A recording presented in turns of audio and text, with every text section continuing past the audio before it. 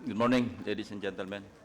The fourth meeting of Subcommittee C under the Committee on Finance is hereby called to order, and on the agenda is the proposed budget of the Department of Information and Communications Technology. I'd like to acknowledge the presence of our former distinguished colleague, Senator or Secretary Greg Hunasan, of course, Yusek Eli Rio, sir, and from the NTC, long-time friend, Lil Cordoba, Depcom Deles, from the Privacy Commission, another friend, Commissioner Liboro, and the others who are present. So, sige, let's make this quick. Thank you. Presentation muna. Sige. Thank you, Mr. Chairman. First of all, we would like to thank Your Honor for this privilege and this opportunity to present the budget of the Department of Information and Communications Technology for 2020. With your permission, may I request Assistant Secretary Manica Intik to do the honors of the presentation. Good morning, Mr. Chair, Your Honor. Before we begin, we'd like to show a short video presentation for everyone to understand.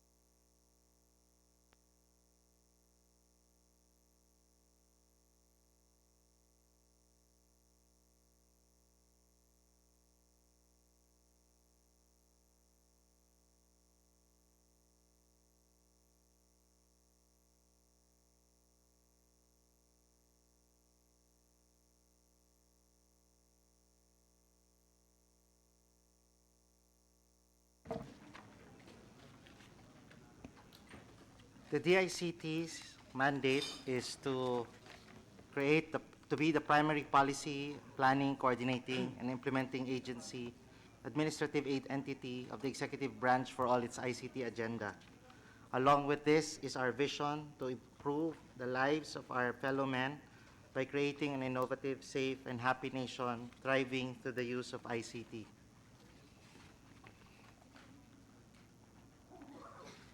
When we started this effort, Mr. Chair, we were asked by the Secretary to make bold, ambitious plans moving ahead. We intend to do that by, number one, envisioning a digital government that is fully equipped with ICT infrastructures, shared services, automated processes, and online portals. We intend to uplift the lives of our Filipino workforce, both the employed and the unemployed, as well as the underemployed, by increasing the competencies relevant to ICT and for them to be able to adapt to the future of work. We intend to revolutionize where people work by creating digital workplaces. These are offices, co-working spaces that will be developed, deployed in all major cities as well as centers of municipalities. We also intend to fully create a digital classroom. We will provide latest technologies in tablets, smart boards, and provide the tools and technologies for digital content to flourish from the young to the old. And lastly, we intend to build centers of digital communities equipped with telemedicine, intelligent transport systems, and public safety at its core. As I said earlier, we have bold and ambitious plans, and to do this, we intend to not just create a singular year of projections, but propose a multi-year approach for our budget. I will now turn over, Mr. Chair, the mic to my colleague, Asek Castro. Thank you, Asik Mani. Mr. Chair, in order for us to realize our intentions and dreams for our digital X, in the digital PH, we really have to invest in digital infrastructure. So the National Broadband Program is the key driver for us to be able to bring about all of these services across the nation. It aims to improve the internet speed and accelerating the development of fiber optics and other wireless technologies across the country. Our program in the next 3 years will be able to establish our national backbone from Luzon, Visayas, and Mindanao. This will involve activating the dark fiber of the National Grid Corporation, converting them into an active fiber backbone, and of course the investments in our core ICT network. Further, we're also maintaining the existing cable landing station that was brought about by our partnerships with the BCDA and the EDGE or Facebook that links this country to the United States and Hong Kong. Further, the inter-island domestic cable landing stations will also be built in the next 3 years. We're also investing in our cooperative tower arrangements with the private sector as well as other government agencies. That will also serve as our redundant wireless backbone across the country, involving building and upgrading of repeater systems and IP radio systems. Upon the activation of the backbone, it is also imperative for us to be able to build the mid and the last mile to where the service areas are. And we intend to connect all provinces, the government hubs, government networks across the country, involving more than 15,000 kilometers of fiber rollout. We can only do this through cooperation with existing infrastructure providers, not only from the national but also at the local level. We're looking into the availability of facilities provided by our electric cooperatives and other cable providers. Lastly, in a component for the national broadband is also the investment in getting managed satellite services specifically to reach the more than 9,000 areas that are currently unserved across the country. Further on, we are investing and we are dreaming of launching the first ever multi-role, multi-use Philippine Sovereign Telecom Satellite. We dubbed it as Project Haribon, and we intend to work closely with other government agencies in providing high throughput broadband service in the country.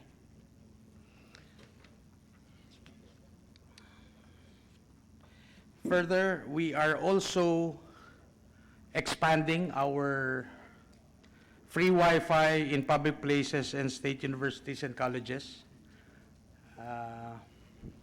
In the next 3 years, we are looking into the targets up to 100,000 sites across the country.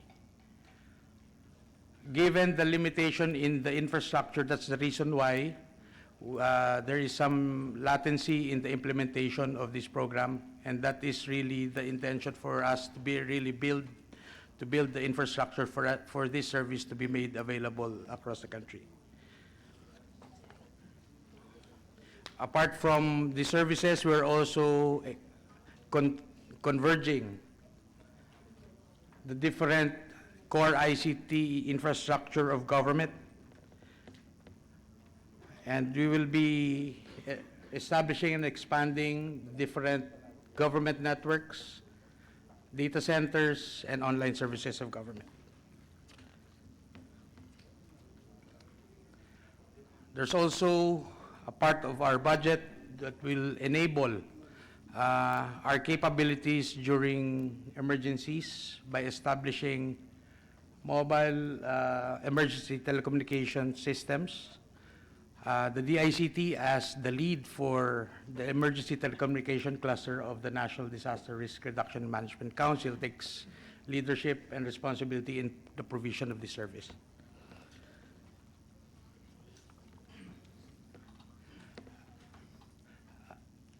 In total, it's really capital intensive, and we really are looking at around 23 billion of investments as far as digital connectivity is concerned. In the next 3 years, definitely we'll be able to build all of this infrastructure, and the total outlay would be 39.2 billion. Unfortunately, our current NEP only provides us with 2.2 billion. And we still require around 23 billion for fiscal year 2020. In comparison, we're really building the infrastructure of the future, and we're building the roads and bridges, similar to building the physical roads and bridges. So the investment in digital connectivity is a mere less than 5% of the physical investments of this government.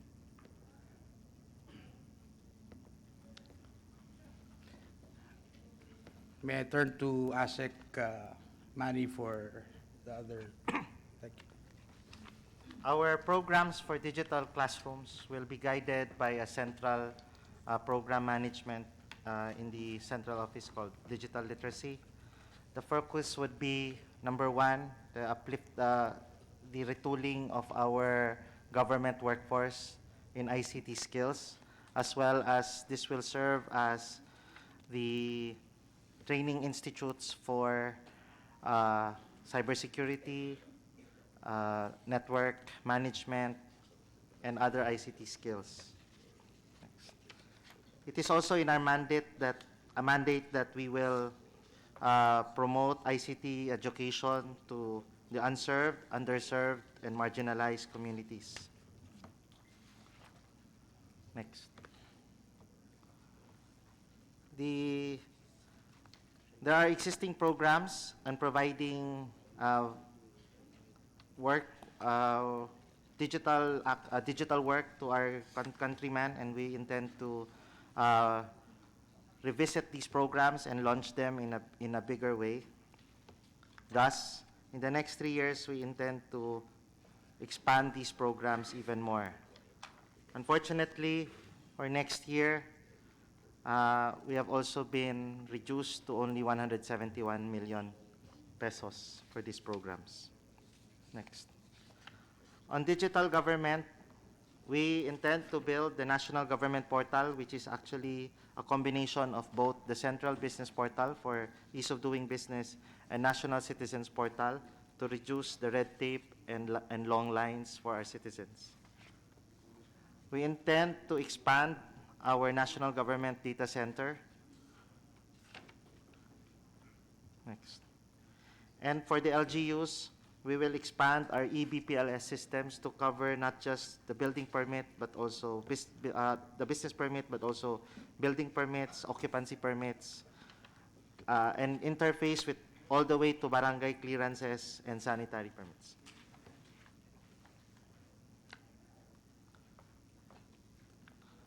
To gain better understanding of the interventions necessary for these programs that we intend to do, we intend to embark on surveys, baseline surveys that will be conducted in 3 years' time, from 2020 to 2022. For all these plans, we also intend to have it multi-year. Unfortunately, also for the digital government, our requirement has been reduced to 1.2 billion when we need 2.08 billion. On cybersecurity, which is of paramount importance for us, we intend to roll out our cybersecurity management platform to more government agencies, as well as embark in intensive training to all 500 government agencies in creating their cybersecurity information officers, cybersecurity and information security officers. Thus, we also need our original requested budget of 504 million pesos. In the next 3 years, next please. We intend to institutionalize the reforms that we are doing for the agency, along with the programs we want to pursue. To do this, we have the following programs. We want to institutionalize monitoring and evaluation of all our programs and projects, as well as the ISPs of all the government agencies. I think, Mr. Chair, you are familiar that all government agencies submit their IS plans to the DICT. We need to create a monitoring and evaluation platform for that. We also intend to do policy reforms, not just for the department or for the government, but also the ones involving the telecommunications and the ICT sectors. To address our not so good fiscal performance in the past 3 years, we intend to create fiscal prudence by expanding our bids and awards committees, empowering our regional offices or regional cluster offices with bids and awards committee up to a certain amount. Women in STEM is a major importance to us because even in the ICT sector, the percentage of women embarking in the ICT is still not at the ideal rate. And then lastly, we intend to remedy our organizational our organization by fully utilizing our 2,000 plantilla allotted to us by the DBM. For our internal operations, Mr. Chair, we also need our required 687 million for fiscal year 2020. To summarize, sir, all our programs starting from ASEC Noise digital infrastructure, which will involve connectivity, giving connectivity and access to national broadband, and then creating our digital government, literacy, and cybersecurity, all the way to the internal transformation. We are asking and praying for the full amount of 32 billion 633 million. To give an economic perspective of that, Mr. Chair, there are studies by the World Bank that show that an increase in 10% penetration and the increase in fixed broadband penetration in a country can increase the GDP by as much as 1.38% for developing countries. In our simple computation based on the 2018 GDP, that is equivalent to about 237.7 billion. The request of 36 billion will result to a benefit to cost ratio of 660%. That is all, Mr. Chair. Next speaker. Wala na? NTC, meron ba kayo? Sige, please proceed. Ano lang, iksian nyo lang. Anyway, meron na rin kaming materials. So we Good can morning. discuss more kung ano yung requirements ninyo sa budget. Okay? Good morning, Mr. Chair, Senator Lacson. The one who would present for the NTC would be DEPCOM Caballo, sir. Thank you.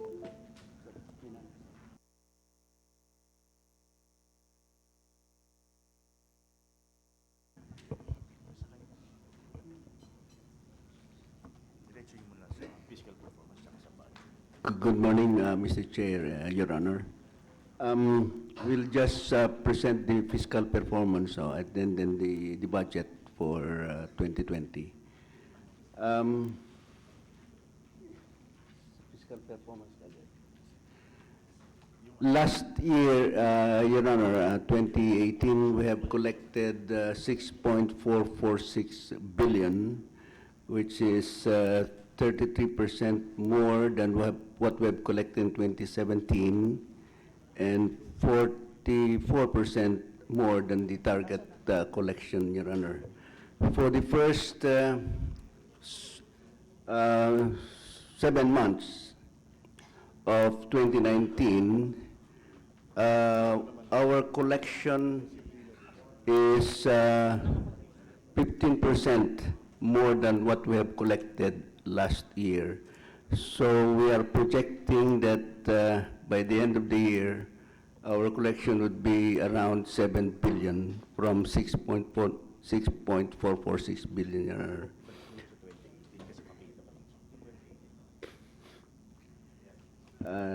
Yeah, 2018, Your Honor, our actual collection is 6.446 billion. The target was 4.558, so 41.41%. But compared to the collection of 2017, that is 33% more. Next, please. For 2019, as of September, we have already collected 3.954%, rather billion. Compared to our collection last year, the same period, that is around 15 to 16% more. So as I have said a while ago, we are projecting that by the end of December this year, we will be, our collection would reach around 7 billion from 6.446 billion. Budget. Our Excuse me. budget. All of this collection, yung revenue collection, goes directly to the National Treasury? Yes, Wala kayong Your Honor. nire-retain? Wala po. Sige, Direkto okay, po sige, sa kwan. continue. Our current budget is 560 million pesos, Your Honor, and this is around 8% of our projected collection for 2019. Our budget for 2020 is 592 million, our projected collection for 2020 is a minimum of 7.3 and a maximum of 7.7 billion. So this is below 8% also of our total collections, Your Honors. The increase is 5.72%. There are all increases in PAS, MOE, and CO.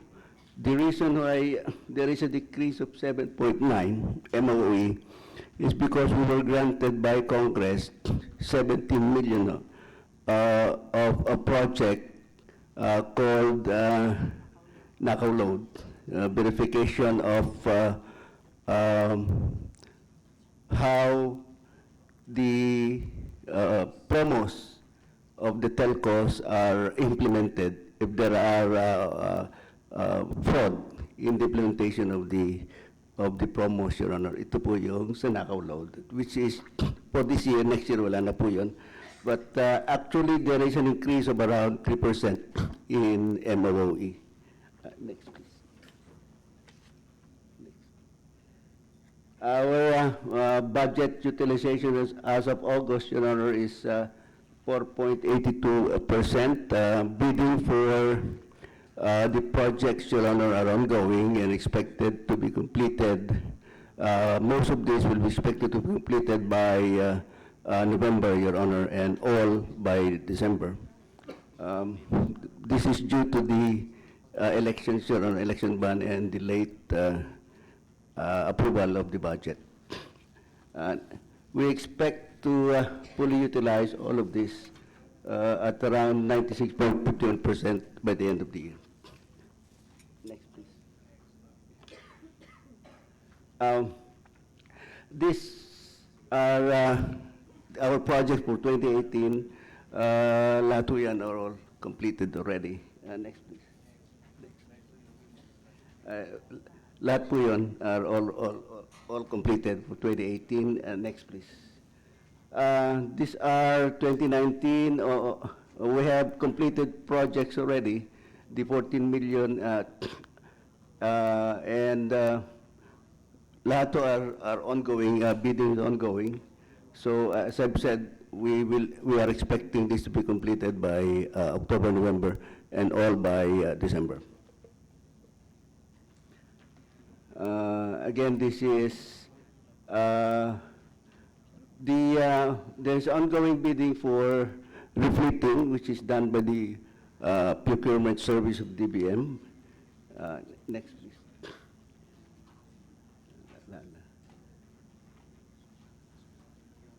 These are the approved projects for 2020, Your Honor. A total of the total. We have approved projects capital outlay of 139.86 million, Your Honor. What we have proposed that will not approve are the following, Your Honor. So we have proposed this to DBM, but it was not approved. The total is the total is 110.092 million, Your Honor. And if all of these are approved, Your Honor, our budget would be around 9% of our total collections. Still low, Your Honor, if all of these are approved. Alan. Thank you very much, Your Honor. Thank you. National privacy.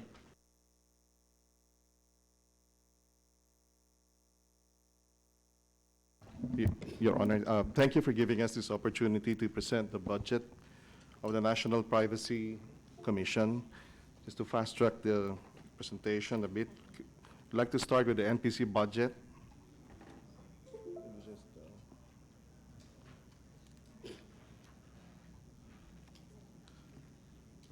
The proposed budget of the NPC for 2020 would amount to 234 million. It is a 2% increase from the previous year or the current year of 230 million. We have focused our programs on three major outcomes, which is the promotion of privacy rights, the protection of data subjects' rights, and capacity building, meaning we promote rights, we protect rights, and build the capacity to do the right things right.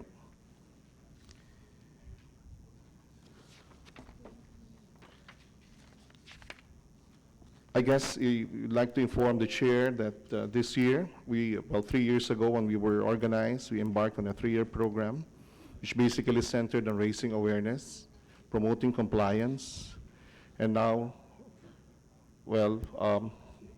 exercising enforcement over the stakeholders. And this year we have already seen a tremendous spike in complaints, meaning there's really a huge increase in the awareness of our people, of our citizens, about their rights under the Data Privacy Act. Just this year, we received 5,600 complaints. Most of these are coming from a matter which is now subject to prime time use, which is online lending. And not only that, but we have actually been receiving other complaints too. So this year and till next year, really, you will see the enforcement effort and enforcement drive coming from the National Privacy Commission as we continue to implement our mandate under the Data Privacy Act. I guess that sums it all, Mr. Chair. Thank you. Thank you. Yeah. On our way here, and I was talking to my staff, Attorney Martinez, and I told him, if only management can deliver on your major thrusts, digital government, digital workforce, workplace, classrooms, communities, then probably we can see happy faces, happy places, and we can see a happy Philippines. But the problem is, as you have presented, your proposed budget consists only of 0.13% of the 4.1 trillion budget. And since this is a budget deliberation, budget hearing, maybe the discussion can center more on just a couple of questions. What can you not do under or given the present level of expenditure program that you have? And what can you do if your budget is augmented, and by how much? Yung deliverables na kaya nyong i-deliver, because kaya nyo ibigay. Because, between 5 billion and, which is total budget, and 23, medyo malaki yung gap, funding gap.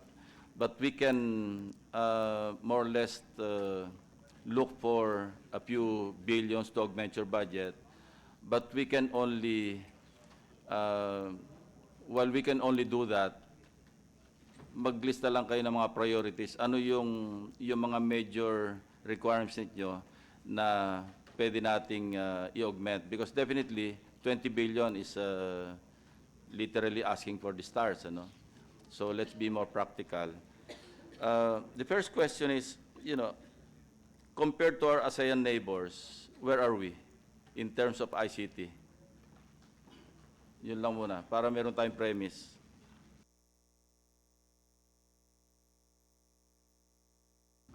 Basically, sir, we are lagging, no? We know that, but what's the status of our ICT? Okay, just for the average speed, sir, of internet in country in 2009, it's about 6.5 Mbps, no, in country. That is that's the average. Our fastest, the number one is of course Singapore, in ASEAN, no. Definitely in the region, it's Korea.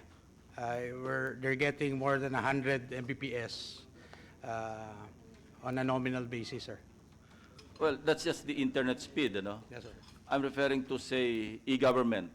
Where are we compared to our ASEAN neighbors? Digital government, and then the chair acknowledges the presence of Senator Bato de la Rosa, my perennial quorum, because you're already out of the Senate, so I found a replacement. I am honored by the improvement of the quality of my replacement, Mr. Chairman. So yun, status natin sa digital government first. Good And morning. then proceed from there, digital workforce, workplace, communities. Yun ang, para may overview lang tayo, may idea. Sa digital government po, the closest, the most significant ranking that I could think of to mention would be the ease of doing business, which we have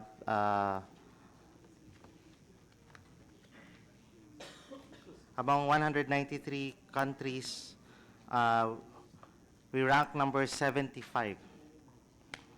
That was on the Global E-Government Development Index.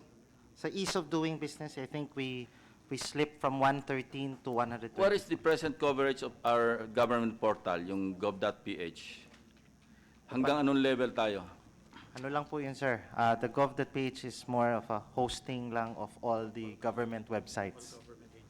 Yeah, For all government but agencies. up to- Wala pong transaction level po. Wala. Pero lahat naman. Because this is our own experience.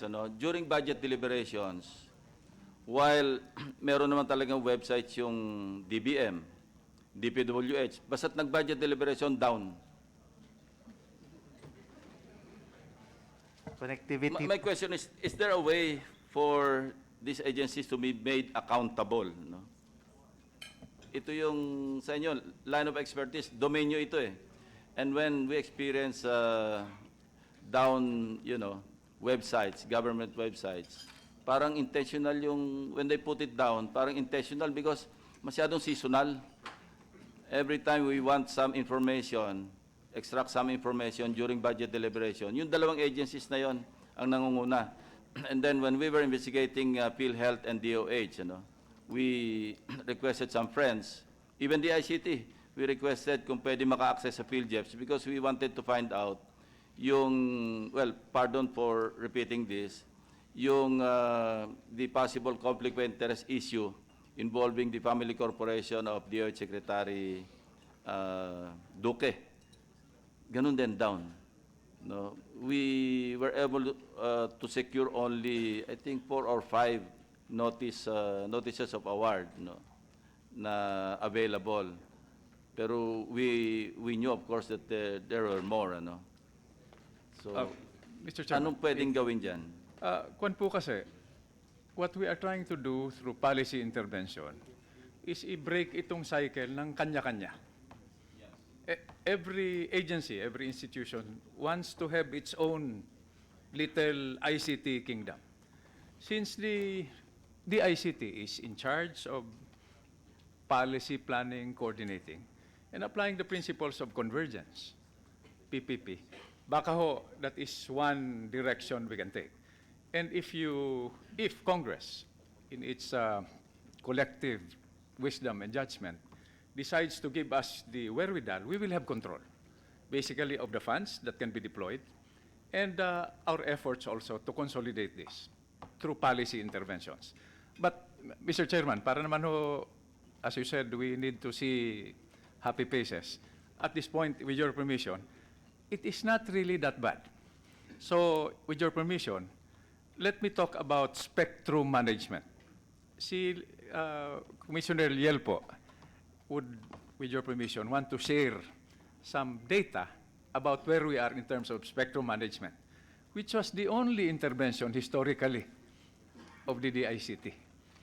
Yun lang po, yung allocation ng spectrum. But, Since you mentioned yung spectrum management, di ba nakakasingil kayo ng spectrum fees? But yes. I understand, out of the total amount collected, meron lang naka-earmark yung DBM. Magkano na-collecta nyo, say, for 20? Ang total nyo, malaki na eh. Since 2016. Your Honor, good morning. Good morning po. Again, Senator Bato. Good morning. Ano po, we almost collected almost 4 billion po, Your Honor, for spectrum users. Yeah, ang bumabalik sa department, naka-earmark lang 1.5, 1.4 something, hindi ba? 1.4. 1.474, 1.418, sir. 1.418. Why is that? Why can you not deal with or discuss with DBM kung pwedeng ito man lang pag-augment do sa mga requirements ninyo? Because if you have collected a total of 6 billion na ba, umabot? 6.4 po. as of 6.4 last billion. year. Ito lang sa spectrum fee lang ito.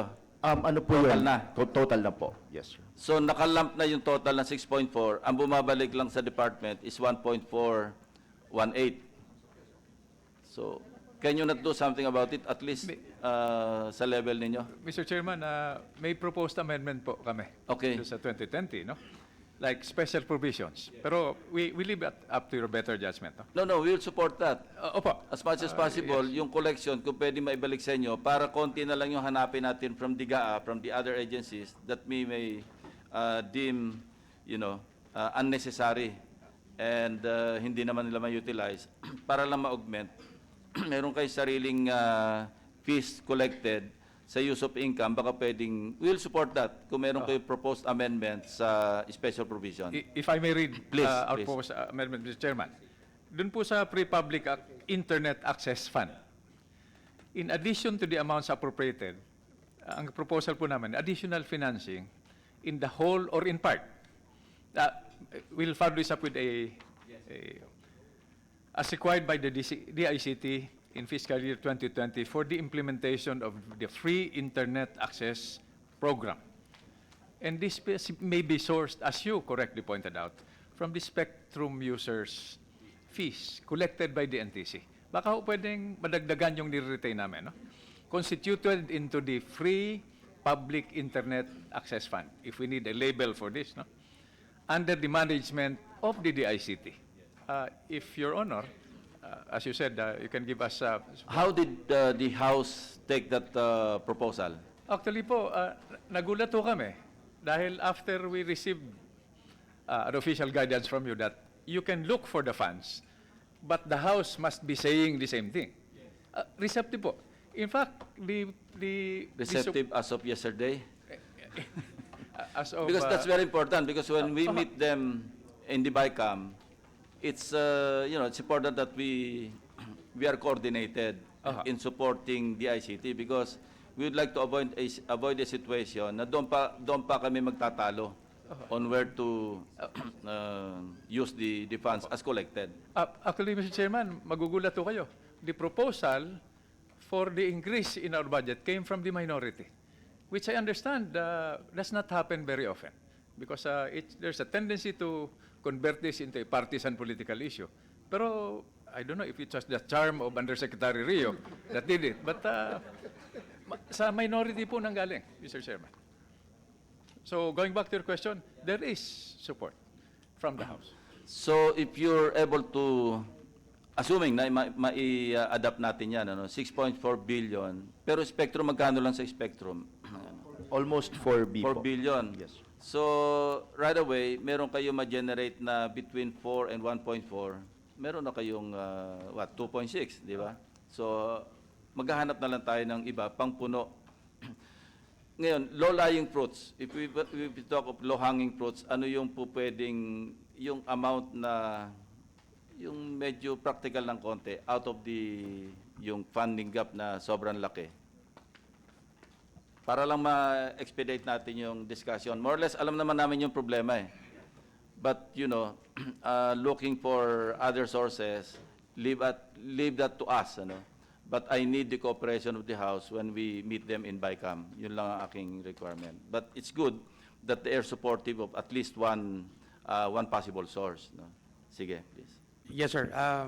Mr. Chair, the limitation that was set in the special provisions, they specify the amounts, and that's the reason why we're pushing for the amended. That is limited to the free Wi-Fi for all program. And as you well know, in the absence of the digital infrastructure, we tend to always subscribe to commercial telecommunications firms. And we will continue that if we cannot build our own digital infrastructure. And that's the reason why we really have to seek your support in really establishing our national broadband infrastructure from the backbone and to the distribution points. Say, doable in 2020, Yes, sir. out of the total requirements that you are suggesting, proposing, ano lang yung pwede? Yung doable na kaya nyo implement in 2020, then saka natin problemahin sa 2021, That's right. yung second phase. Pero ano yung that could make a big difference in terms of your major trusts, no? And For the program. information of the chair, sir, we've started building the national backbone. So of the 111 nodes across the country, we're starting to build around 80 of that. And at least we'll be able to have partial operability in certain areas for us to be able to source bandwidth in different parts of the country. Equate mo sa budget, how much would you need? Budget hearing ito, wag niyo akong bigyan ng mga technical terms. I-convert nyo agad in Yes, sir. pesos and centavos. That's right, sir. For Of course, with the corresponding program, For the national fiber backbone, sir, the entire requirement for 2020 is about 9 billion. 9 billion, masyadong malaki. Ano Malaki pa yung rin, sir. doable nga within the year na mag-spell ang difference between, say, the present situation and in 2020? Sir, a reduction can be reduced 50%, but definitely the net effect would also be limited to a 50%. I know. Pero ano yung, yun nga, doable and merong difference na mararamdaman? Mr. Chairman, in that case po, hihingi kami ng konting panahon para gumawa nung sinasabi ninyong sensitivity analysis. Between now and the submission of the subcommittee report to the Yes. main committee, Yes, sir. baka pwedeng provide nyo sa amin yun. Because we'll incorporate all of this in our committee report, our subcommittee report. And hopefully, the main committee under Senator Angara or Senator Angara will be receptive to our past experiences. Alam din naman ni Secretary Greg ito, yung panahon ni Senator Loren, when we submitted our committee reports with amendments, very supportive. Yun nga lang, minsan natatapyas din sa BICAM.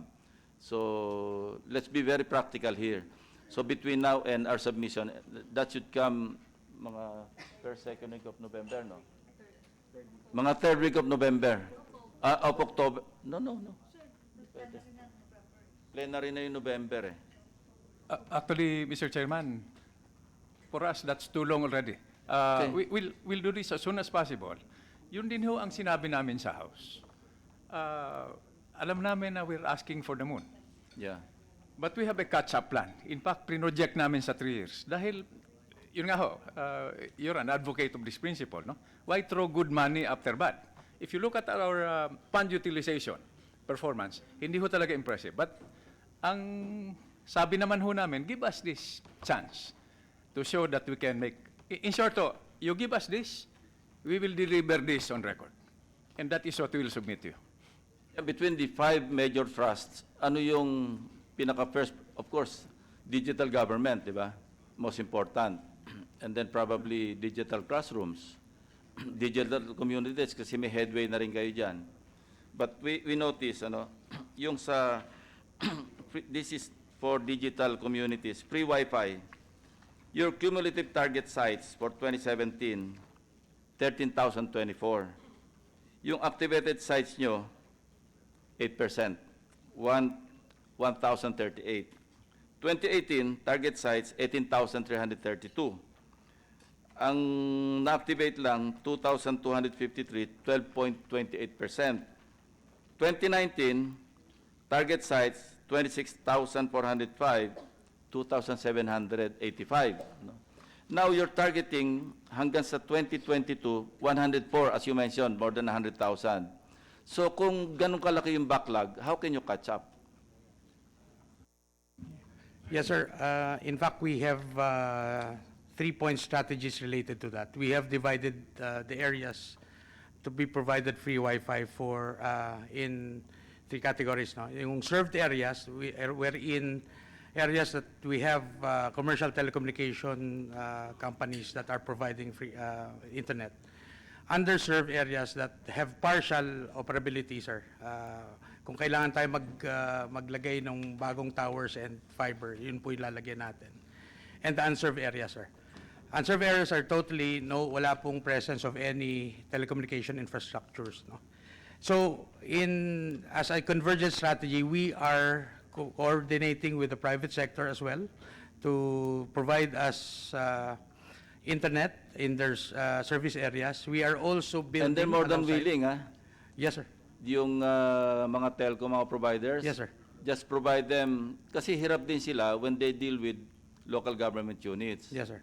So siguro, a way to do it is to look for government facilities like school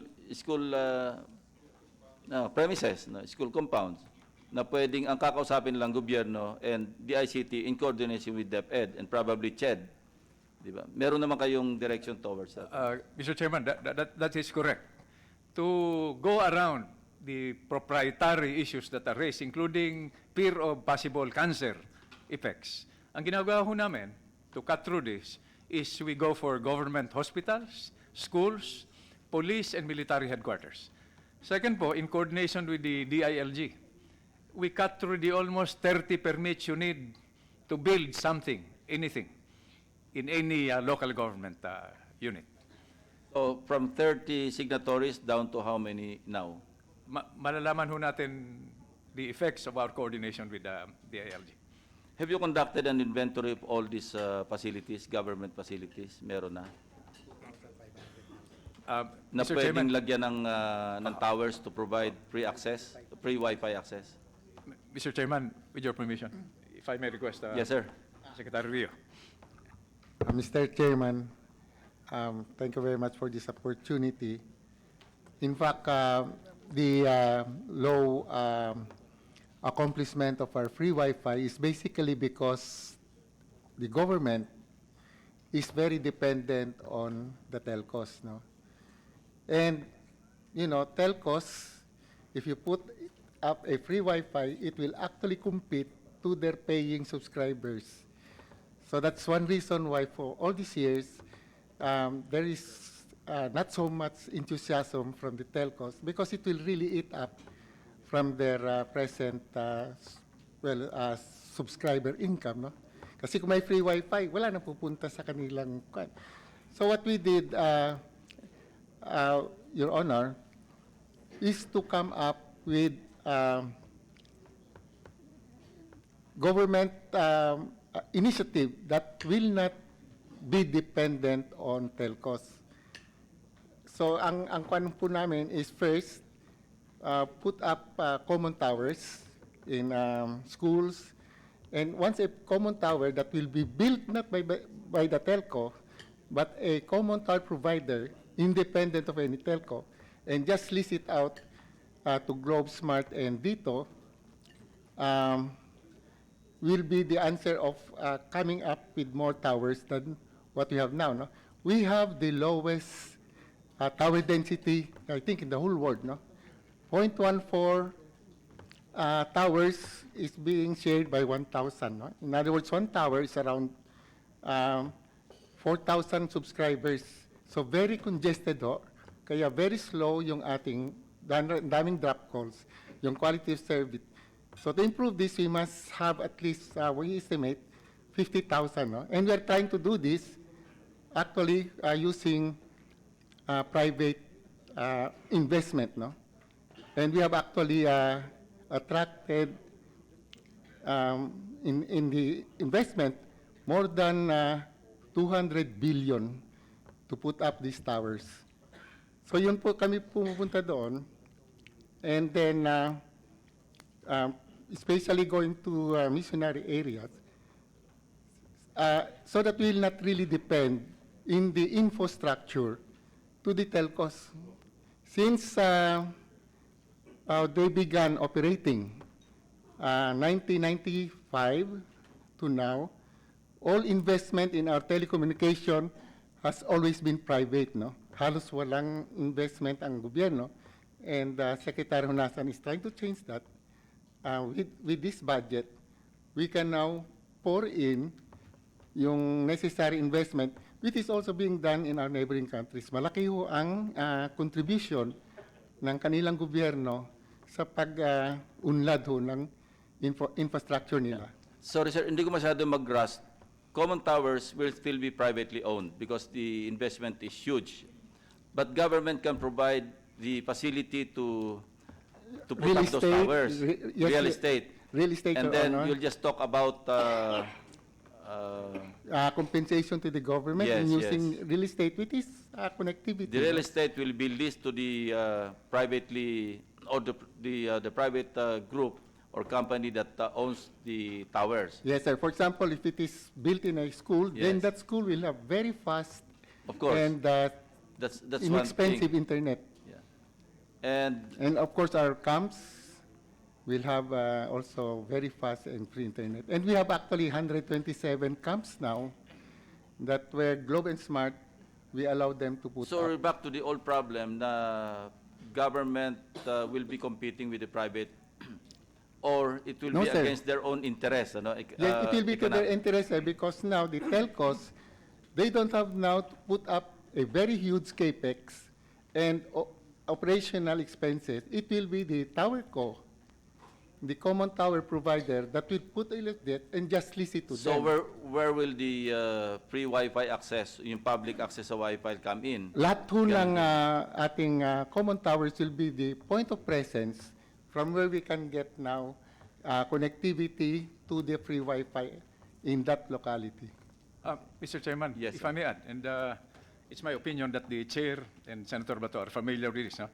There is one component. Kaya nagpuntahan yung Smart and Globe sa military camps because of security. We can bill them for security, and the sky is the limit. We can ask them, how do you quantify security? Kung pag nasa labas kayo, binobomba kayo nung gustong mag-extract ng revolutionary tax. That's one dimension that we want to input. Timeline. Sige. Ano lang, yung timeline lang, how fast can we accomplish this? Yung collaboration between government and the telcos. Yung sa tower, yung tower sites. Mr. Chairman, initially we targeted before the end of September yung first draft ng Common Tower Policy. Dahil ang ginawa ho namin, imbis na isa-isa, tinawag namin silang lahat. Walang open forum. Make your presentation, we'll process it, and then come up with a Common Tower Policy without ending up again into a monopoly of those who think they can build towers better. So, yun po. Timeline po in 2 weeks. 2 to 3 weeks, we'll come up with the Common Tower Policy. Just the policy, but yung timeline na implementation, that's the more important. Your Honor, timeline of implementation, we are targeting 400 to 500 towers before the end of this year. Common towers. Because we have never done a common tower installation in our country, and that is one reason why we have the lowest tower density in the whole world. But, Mr. Chairman, if I may add, as a matter of interest, nung kausap po namin yung mga congressmen natin sa House, nagpahapyaw, nagreklamo, ang hina ng signal dito, lalo na sa basement, where the work is done. So sabi namin, the first tower that will be built will be in Congress. And with your permission, we'll build another one, a more efficient one In in BGC. BGC. Mr. Chairman, we have Yes, that sir. in our plans. Kaya lang, Senate would soon transfer. So, maybe siguro doon na lang. Temporary lang siguro muna dito, Mr. Chairman. Senator De La Rosa. Thank you, Mr. Chairman, sir. Sir, forgive my ignorance, pero gusto ko lang sana malaman, kung meron na bang study na nag-show na these towers pose health risk to the people in the surrounding? Kasi kung meron man, kawawa naman yung mga bata sa eskwelahan kung doon natin ilagay sa school. Hindi ko lang alam kung meron, kaya nagtatanong lang ako. Mr. Chair, Senator, there are ongoing studies on it, pero wala pa pong conclusive studies on it. No? But for your appreciation and for everybody's appreciation,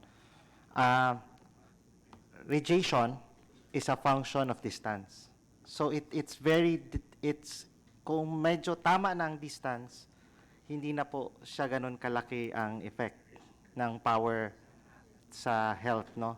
So as long as mapreserve yung tamang distance at we make sure that the towers are built and in accordance to specs, you are already Yun lang. Thank you. Salamat. If I may add, Your Honor, no? Actually ho, halo-halo ang impormasyon na dumarating sa atin. Kaya kami naman gusto naming integrate backwards at do it on our own. No?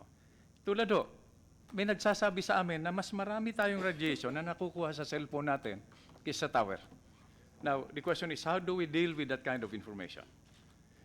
Second po, yung recent issue na nagpirmahan yung AFP with the third telco, outdated na po, Your Honor, Mr. Chairman, yung mga microwave towers natin. Pag pumagit na ka ron, sabi nila may epekto sa utak. Look what happened to me. And anyway, I'm just adding that. But so this information has to be validated, and we're working on that also, so that we can validate this on our own using the data that is globally available. That's what we have on the table po. Thank you, sir. Per 2020 BSF, wala kayong allocation for R&D? Zero allocation. Halos wala po, Mr. Chairman, dahil So how can you function? Sir, Yeah. Mr. Chair, we are devoting the rest of 2019 on baseline studies. That's our key objective, sir, is to do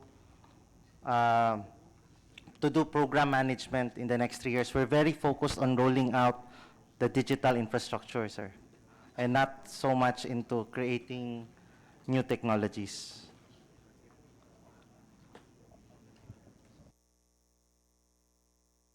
Maybe what you can do is also have a closer working relationship with the ICT, DOST, di ba? For their, kasi sila po ang R&D arm natin, if ever. Yung focus namin, sir, just to go back to your question earlier, no? How do we intend to, when we did our number crunching in this program, sir, Mr. Chair, inisip namin 4 na bagay po, no? Yung effort ng paglatag. Yung broadband po, meron pong effort ng paglatag. Pangalawa, yung effort ng pagsindi. Lalagyan mo ng internet. Pangatlo, kailangan po yung operations and maintenance. Pang-apat, yung pong paggamit, kung sino ang gagamit. Actually, we start with the end in mind. Iniisip namin, saan ba ang may tao? Hindi naman namin dapat lalatagan lahat-lahat. 3 taon ng aming objectives. I-clean out po namin ni Ase Castro, saan ba magandang unahin? Pero pag naglatag ka po kasi, although meron na tayong NGCP, doon, ibabaybayin mo na lang naman, nakalatag na. Marami pa rin po kasi tayong kulang na mga fiber optics. So maglalatag din tayo. Na pag bumaybay ka all the way to Sorsogon, sir, or kung may isa kang lugar na pupuntahan, hindi naman pwedeng, ay, hanggang dito lang budget ko. Next year na lang ulit. Sayang po yung biyahe. So, pag umikot ka, tapusin mo na yung ikot. Tsaka na lang lalagyan ng sindi. So, maganda yung tanong niya, no? Anong pwedeng magawa namin in a year's time? Babalikan namin ang aming mga number crunching, pero parang inisip na po namin kasi ni Ase Castro, ano yung optimal sa biyahe, sa gastos. Kasi kung uulitin mong balikan, baka mas napamahal. Yung tinatawag na penny-wise, dollar-foolish po, no? So, inisip namin na titingnan pa po rin namin. We will do our sensitivity analysis, as the Secretary said, kung baka naman meron pang way para ma-prioritize. Pero yung 4 po na konsiderasyon na yan, ano? The optimal route sa paglatag. Pangalawa, yung optimal investment sa pagsindi. Pangatlo, identifying nasan ba ang magandang unahin. Because we don't want to say, unahin muna natin ang Luzon. Tapos tsaka na, hindi po ganun eh. We need to go where the needs are. And, basta yun po. Thank you po. CICC, up to this point, as we discuss your budget, it's still unorganized, di ba? That's correct, Mr. Chairman. That's why there's no budget for CICC. Why have you not organized? Tsaka wala pa yung head eh. Wala pa nga po. Actually, Mr. Chairman, I don't say this in a negative way.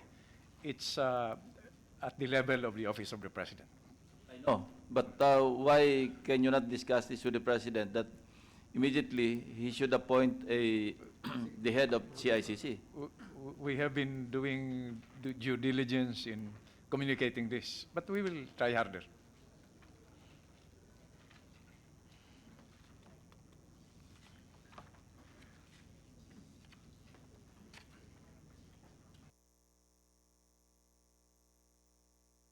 Mr. Chairman, please. with your permission, as I explained earlier, with your permission, if we can ask the Telecommunications Commission to give us some not so bad news naman.